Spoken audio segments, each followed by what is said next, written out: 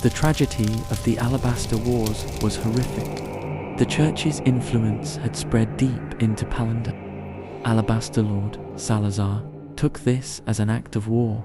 He retaliated with great force, destroying fortresses and strongholds, decimating entire legions of Imperial Church soldiers, even creating terrible automatons that were sent out to wreak havoc on the Imperial Church's territories.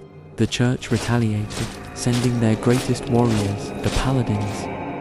They used their light to burn entire regions of Palander to the ground. All this slaughter caused the Paladins to change, creating a new form of light called the Way of Red, using passion and vindication as its sources of fuel. After these devastating losses, Alabaster Lord Salazar took matters into his own hands, ruthlessly using his power to level entire towns and cities. This terrifying use of magic caused fear among the people and led to the creation of the Inquisition, an overly zealous militaristic force unrestrained by the ethics of paladins.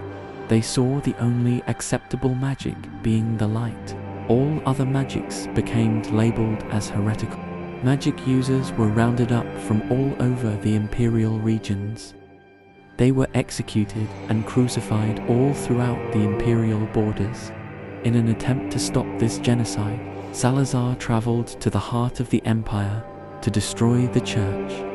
As the Empire burned, the Paladins gathered to protect their beloved Church. Salazar and his Drake matriarchs planned to meet them. Pax Beristan, the Immortal Lion, head of the Order of Gold, stood defiant of Salazar. Even after Beristan and his men were bombarded by magic and fire, the Paladins stood protecting their holy lands. But they were surrounded on all sides with little hope.